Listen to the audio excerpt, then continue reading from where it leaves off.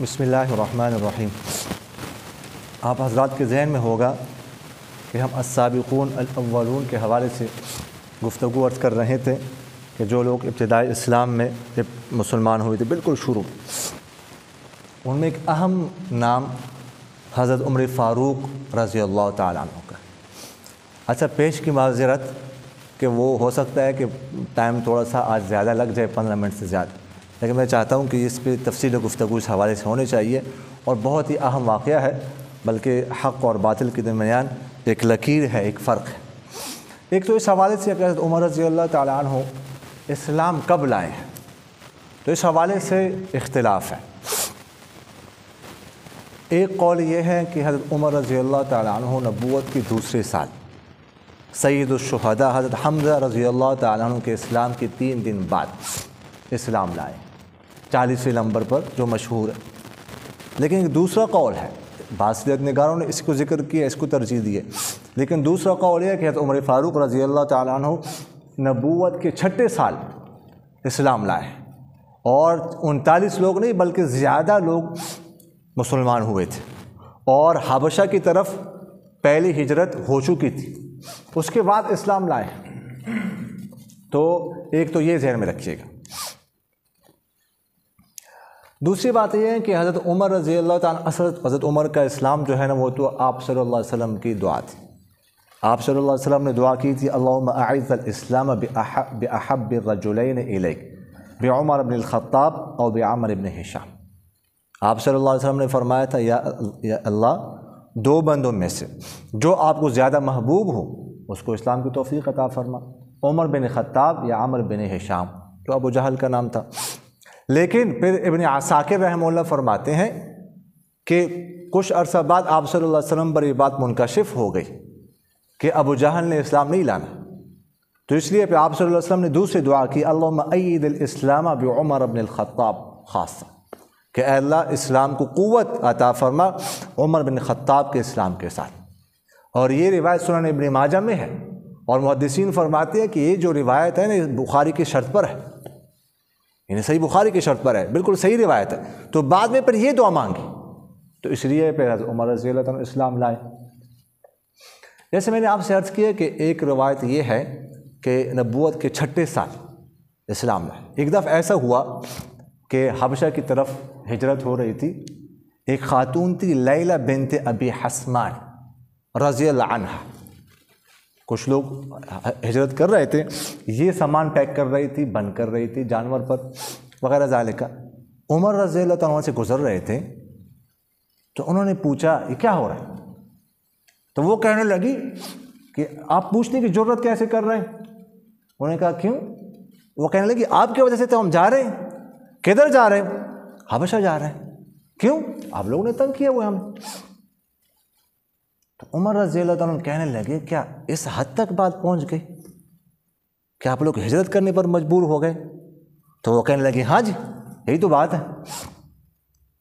خیر، حضرت عمر کہنے لگے کہ اللہ تعالیٰ برکت ڈالے، آپ لوگ جہاں بھی جائیں۔ چلے گئے۔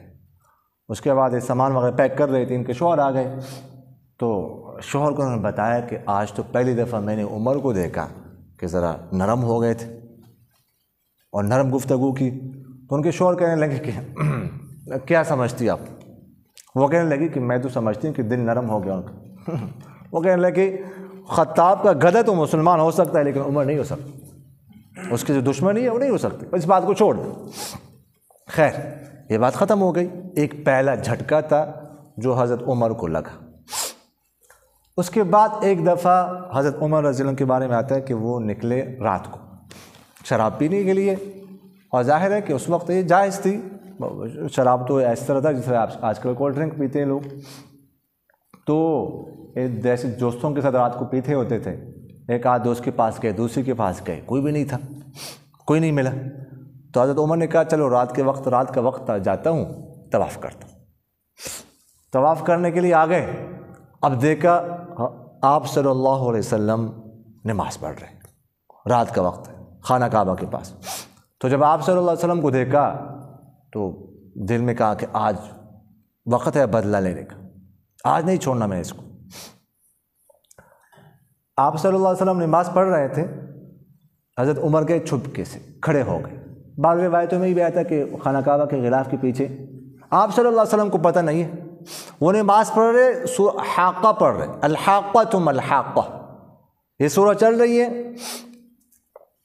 تو اب یہ سن کے اثر ہو گیا حضرت عمر پر. پہلی دفعہ یہ قرآن پاک سن رہے تھے تو دل میں یہ خیال کیا کہ ھذا قول شاعر، واللہ ھذا قول شاعر، یہ تو شاعر کا قول لگتا ہے، یہ شاعر کی گفتگو ہے. تو سورہ حاقہ کے آخر میں آتا ہے وما هو بقول شاعر قلیلا ما تؤمنون. جب انہوں نے یہ سوچا نا کہ شاعر کا قول ہے تو فوراً آپ صلی اللہ علیہ وسلم نے آیت پڑھی وما هو بقول شاعر، یہ شاعر کا قول نہیں ہے، یہ تم بہت کم ایمان لاتے. اچھا یہ جو تا دھوکہ تھا نفس میں وہ تو نکل گیا کہ شاعر کا قول تو نہیں ہے. پھر سوچا کاہن کا قول ہوگا، تو اگلی آیت کیا ہے وما هو بقول کاہن، یہ کاہن کا قول نہیں ہے. اچھا پھر کہاں سے آ رہا ہے یہ کلام؟ فوراً اگلی آیت کیا ہے تنزیل من رب العالمین، اس کو اللہ تعالیٰ نے اتارا ہے. پھر دل میں یہ خیال آیا کہ ہو سکتا ہے یہ اس نے خود گڑھ لیا ہو پیغمبر نے. یہ تو بہت بڑا قرآن پاک پہ بارہا آیا، وہ اعتراض کرتے تھے کہ یہ خود گڑھتا ہے یہ پیغمبر. تو اگلی آیت کیا ہے وَلَوْ تَقَوَّلَ عَلَيْنَا بَعْضَ الْأَقَاوِيلِ لَأَخَذْنَا مِنْهُ بِالْيَمِينِ ثُمَّ لَقَطَعْنَا مِنْهُ الْوَتِينَ، کہ اگر یہ پیغمبر ہم پر کوئی بات گڑھ لے اپنی طرف سے وَلَوْ تَقَوَّلَ عَلَيْنَا بَعْضَ الْأَقَاوِيلِ لَأَخَذْنَا مِنْهُ بِالْيَمِينِ، تو ہم اس کو دائیں ہاتھ سے پکڑیں گے ثُمَّ لَقَطَعْنَا مِنْهُ الْوَتِينَ، اس کی اشارہ کاٹ دیں گے. تو جب یہ آیت سنی تو وہ جو دھوکہ ایک تھا، شیطانی خیال تھا، وہ بھی نکل گیا کہ نہیں اس نے تو نہیں گڑھا. اچھا یہ دوسرا جھٹکا تھا. اور حضرت عمر خود بعد میں بتاتے ہیں کہ اس وقت حقانیت جو اسلام کی تھی وہ میرے دل میں داخل ہو گئی. خیر رات گئی بات گئی، دوسرا جھٹکا تھا. یہ سورہ یہ مسند امام احمد میں یہ پورا واقعہ موجود ہے، مسند امام احمد میں. اس کے بعد اچھا میں آپ کو نئی بات بتاؤں، ابو جہل حضرت عمر کا سگا ماموں تھا. ایک روایت کے مطابق ہشام جو ہے نا، مغیرہ کے دو بیٹے تھے، ہشام اور ہاشم. عمر بن ہشام کہتے ہیں نا ابو جہل کو، تو ہشام کا بیٹا تھا، مغیرہ کے دو بیٹے تھے، ہشام اور ہاشم. تو ایک روایت کے مطابق ہشام بھی، اور حضرت عمر کی والدہ کا نام تھا حنتمہ، وہ بھی ہشام کے بیٹے تھی، تو سگے ماموں. اور ایک روایت کے مطابق یہ ہے کہ نہیں، حنتمہ جو ہے نا وہ ہاشم کی بیٹی تھی. تو اس صورت میں پھر یہ چچا زاد بھائی لگتے ہیں، ابو جہل چچا زاد بھائی لگتا ہے، اس میں بھی رشتے میں ماموں تقریباً لگتا ہے. لیکن ایک قول کے مطابق تو سگا ماموں تھا ابو جہل، بنو مخزوم سے اس کا تعلق تھا، اور حضرت عمر کا تعلق بنو عدی سے تھا. ایسا ہوا کہ ابو جہل بیٹھا ہوا تھا ایک دفعہ اپنی مجلس میں، جیسے حرم شریف میں قبائل کی مجلس لگتی تھی، تو ابو جہل کہنے لگا یہ جو ہے اس نے کیا شروع کیا ہوا ہے، اس بندے نے یہ کرتا ہے تو وہ کرتا ہے، یہ ہے وہ ہے. اور حضرت عمر پہلے سے ہی حالات ایک طرح کے کہ آبزرو کر رہے تھے. حضرت عمر پڑھے لکھے تھے اور یہ حالات کو دیکھ رہے تھے بہت گہرائی سے، یہ کیا ہو رہا ہے، ادھر تو امن و امان تھا، اب تو یہ ہماری فضا خراب ہو گئی جی. کوئی مسلمان ہوتا ہے چھوڑنے کے لیے بھی تیار نہیں، جتنی سختی تم کرو. اور ادھر باپ اور بیٹے کے درمیان، بھائی کے درمیان اختلاف ہو گیا. اس معاشرے کو بھی دیکھ رہا تھا، غور کر رہا تھا. ابو جہل نے کہا کہ کون اس کو قتل کرے گا، جو اس کو قتل کرے گا میں اس کو 100 اونٹ انعام میں دوں گا، سرخ اور کالے اونٹ. اور ایک روایت کے مطابق یہ بھی ہے کہ اس نے یہ بھی کہا کہ میں 100 اوقیہ دوں گا. 100 ایک اوقیہ جو ہے نا، ایک اوقیہ وہ 40 درہم کا ہوتا ہے، ٹھیک ہے. 100 اوقیہ بہت بڑی اماؤنٹ، اور ایک درہم 3.5 ماشے کا ہوتا ہے چاندی کا. اب اس حساب سے آپ اندازہ لگا لیں. تو ایک روایت کے مطابق تو ابو جہل نے حضرت عمر کے سامنے کہا. ایک روایت میں یہ ہے کہ ابو جہل نے کہا، حضرت عمر اس وقت موجود نہیں تھے، حضرت عمر ان کے پاس گئے کہ آپ نے یہ اس انعام کا اعلان کیا ہے. اس نے اعتراف کیا کہ میں نے کیا ہے. تو حضرت عمر جو ہے تلوار اٹھا کر اب نکلے کہ میں نے اس بندے کو کیا کرنا ہے، قتل کر دینا ہے. اب راستے میں جا رہے ہیں، دوپہر کا وقت ہے، نعیم بن عبداللہ النحام سے ملاقات ہوئی۔ نعیم بن عبداللہ، اس کا تعلق بھی بنو عدی سے تھا، حضرت عمر کا تعلق بھی بنو عدی سے تھا۔ اچھا عمر جلال میں ہے، تو نعیم نے پوچھا کدھر جا رہے ہیں؟ کہنے لگا اچھا ایک منٹ معذرت،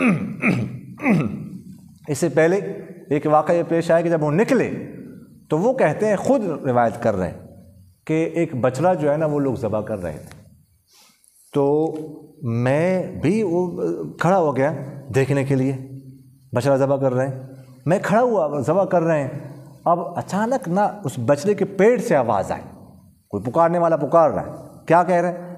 یا آل ذریح امر نجیح رجل یصیح بلسان فصیح یدعو الى شہادت ان لا الہ الا اللہ وان محمد رسول اللہ۔ صحیح بخاری میں یہ واقعہ حدیث موجود ہے۔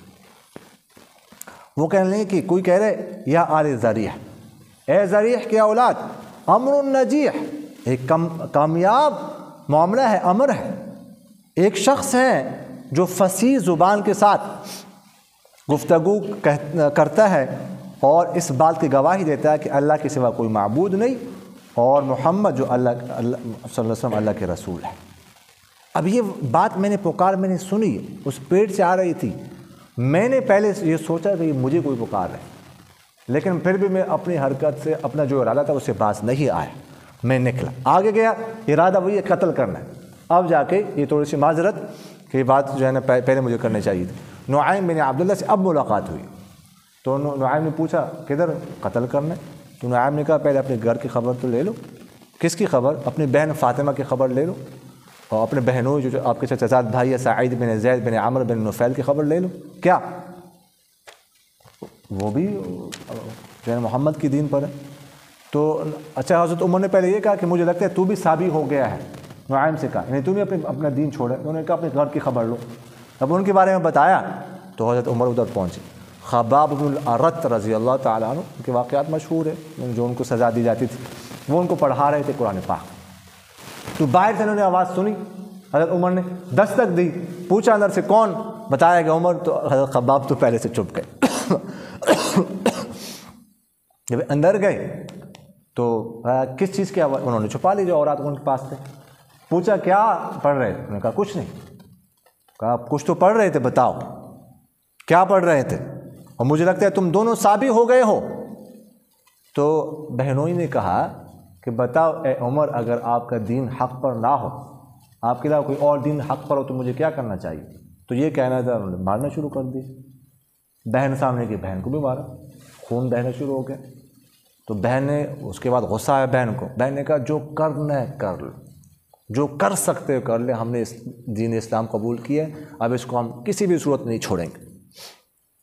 اچھا بہن کی حالت دیکھ کر حضرت عمر ذرا ٹھنڈے ہو گئے۔ اچھا کہنے لگے کیا پڑھ رہے تھے وہ ذرا مجھے دکھا دیں۔ تو بہن نے کہا اس طرح نہیں ہو سکتا، آپ ناپاک ہو، پہلے پاک ہو جاؤ، غسل کر لو پھر دکھائیں گے۔ یہ بات جب سنی تو خباب رضی اللہ تعالیٰ نے تو وہ باہر آ گئے، وہ باہر آ گئے۔ حضرت عمر نے غسل کیا تو ان کو پکڑائی سورۃ طٰہٰ شروع کی، تو یہاں پر پہنچ اننی انا اللہ لا الہ الا انا فاعبدنی واقم الصلاۃ لذکری، کہ میں اللہ ہوں، میرے سوا کوئی معبود نہیں، اور نماز قائم کرو میرے لیے۔ جب یہ بات سنی تو حضرت عمر کہنے لگے ما احسن هذا الکلام واکرم، کیا ہی خوبصورت اور بزرگی والا ایک کلام۔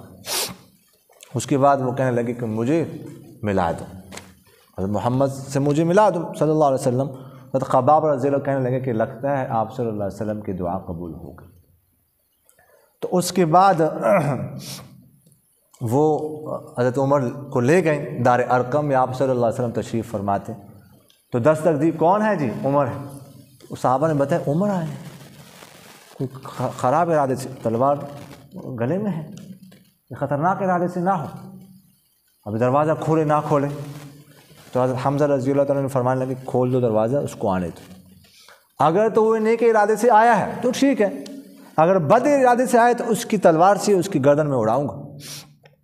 تو اندر آئے تو حضرت عمر کہتے ہیں کہ دو بندوں نے میرے بازو پکڑ لیے، اور آپ صلی اللہ علیہ وسلم کے سامنے آپ صلی اللہ علیہ وسلم نے کہا اس کو آنے دو۔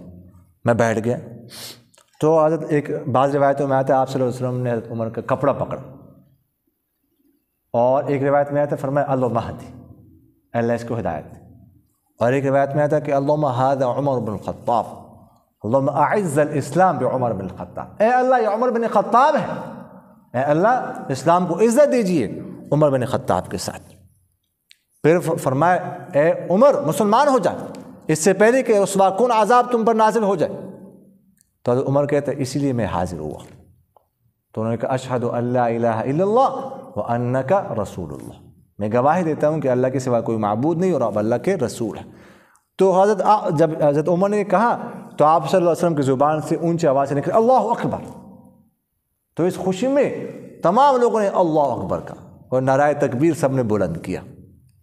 اس کے بعد حضرت عمر نے کہا یا رسول اللہ، اب تک جو ہے نا دار ارقم میں چھپ کے عبادت ہوتی تھی، تو حضرت عمر نے کہا یا رسول اللہ کیا ہم حق پر نہیں ہیں، السنا علی الحق، ہم زندہ رہیں یا مر جائیں؟ آپ صلی اللہ علیہ وسلم نے فرمایا حق پر ہے۔ تو فرمایا ففیم الخفہ، یہ چھپ کے سے عبادت کیوں؟ تو آپ صلی اللہ علیہ وسلم نے فرمایا دیکھ رہے ہو کیا ہوتا ہے، کتنی نفرت لوگ کرتے ہیں۔ تو کہ نہیں اس کے بعد چپ کے سے عبادت نہیں ہوگی۔ تو نکلے اور دو قطار بنا کر، دو لائن، ایک لائن کے شروع میں حضرت حمزہ جا رہے ہیں اور ایک لائن کے شروع میں حضرت عمر جا رہے ہیں۔ دونوں وہاں پر پہنچے حرم شریف، اس کے بعد آپ صلی اللہ علیہ وسلم بھی تشریف لے۔ اب پہلی دفعہ جو ہے نا وہ حرم میں عبادت شروع ہو گئی۔ اچھا حضرت عمر جب اسلام لائے نا تو پوچھا کہ یہ افواہ اس طرح کی خبریں اڑانے والا کون مشہور ہے؟ تو بتایا گیا کہ جمیل بن معمر، یہ ذرا اس طرح کے کام بہت زیادہ جلدی کرتا ہے۔ تو جمیل بن معمر کے پاس حضرت عمر خود گئے اور کہا کہ تجھے پتہ ہے کہ میں مسلمان ہو گیا ہوں؟ اس نے جو یہ بات سنی تو چادر کھینچتے وہ بھاگ گیا حرم شریف کی طرف، لوگوں کو بتایا کہ عمر صابی ہو گیا، عمر صابی ہو گیا، عمر نے اپنا دین چھوڑ دیا۔ پیچھے پیچھے حضرت عمر بھی جا رہے تھے، حضرت عمر بھی پہنچے حرم شریف میں، فرمانے لگے عمر صابی نہیں ہوا، جھوٹ بول رہے ہیں، میں صابی نہیں ہوا، میں نے اسلام قبول کیا ہے۔ اچھا جو ہی یہ کہنا تھا حضرت عمر نے، تمام لوگوں نے حملہ کیا اور صحیح پٹائی شروع کر دی، ان کی بہت مارا۔ اس دوران جب ان کو پٹائی کر رہے تھے تو عاص بن وائل مشہور مشرک گزرا ہے، یہ نکلا سہم، عاص بن سہم نکلا۔ اس نے کہا کیا ہو رہا ہے؟ کسی نے بتایا عمر صابی ہو گیا، لوگ اس کو مار رہے۔ تو فوراً اس نے کہا تمہیں پتہ ہے یہ بنو عدی سے اس کا تعلق ہے، کیا بنو عدی تمہیں چھوڑ دیں گے؟ اس طرح اپنے بندوں کو اس طرح چھوڑیں گے؟ ہرگز نہیں۔ پھر اس کے بعد وہ کہنے لگا عاص بن وائل کہ میں نے اس کو پناہ دی۔ تو وہ پناہ جب کوئی ان کا بندہ پناہ دیتا تھا نا تو اس کی بہت قدر کرتے تھے، تو فوراً پیچھے ہٹ گئے کہ اب ہمارے بندے نے اس کو پناہ دی۔ تو حضرت عمر سے پوچھا گیا کہ آپ کو فاروق کا لقب کیسے ملا؟ فاروق کا لقب۔ تو حضرت عمر نے بتایا کہ اس دن جب میں اسلام لایا تو اس دن حرم شریف میں ہم نے عبادت شروع کی کھل کر، تو آپ صلی اللہ علیہ وسلم نے مجھے فاروق کا لقب دیا۔ فاروق کا مطلب ہوتا ہے فرق کرنے والا، یعنی اس نے اب حق اور باطل کے درمیان فرق کیا، پہچان کری۔ حضرت عبداللہ بن مسعود رضی اللہ عنہ کہتے ہیں کہ کان اسلام عمر عزا وہجرتہ نصرا وامارتہ رحمتا واللہ ما استطعنا ان نصلی حول البیت ظاہرین حتی اسلم عمر۔ عبداللہ بن مسعود رضی اللہ عنہ کہتے ہیں کہ اسلام، عمر کا اسلام عزت کا تھا، باعث تھا، اور اس کی ہجرت نصرت تھی، مدد تھی، اور اس کی خلافت رحمت تھی مسلمانوں کے لیے۔ اور اللہ کی قسم ہم نہیں طاقت رکھ سکتے تھے بیت اللہ کے ارد گرد عبادت کرنے کی، یہاں تک کہ حضرت عمر اسلام لائے۔ عبداللہ بن عباس رضی اللہ تعالیٰ عنہ کہتے ہیں کہ جب حضرت عمر اسلام لائے تو جبرائیل علیہ السلام تشریف لائے اور کہنے لگے اے محمد، اسلام، حضرت عمر کے اسلام کی وجہ سے آسمان کے سارے لوگ بھی خوش ہو گئے، سارے فرشتے آج مسرور ہے، خوش ہیں۔ کیوں؟ کہ عمر جو ہے نا وہ انہوں نے اسلام قبول کیا۔ تو یہ چونکہ ایک اہم واقعہ تھا اور میں نے چونکہ آپ سے پیش کی معذرت کی تھی کہ ٹائم زیادہ لگے گا، اللہ تعالیٰ مجھے اور آپ حضرات کو ان باتوں پر عمل کرنے کی توفیق نصیب ہو۔ آمین. الحمدللہ رب العالمین والعاقبۃ للمتقین والصلاة والسلام علی خیر خلقہ محمد وعلی آلہ واصحابہ اجمعین. اللہم لک الحمد کلہ ولک الشکر کلہ ولک الملک کلہ ولک الخلق کلہ بیدک الخیر کلہ وإلیک یرجع الامر کلہ نسألک الخیر کلہ ونعوذ بک من الشر کلہ. سبحان ربک رب العزة عما یصفون وسلام علی المرسلین والحمد للہ رب العالمین. آمین یا رب العالمین برحمتک.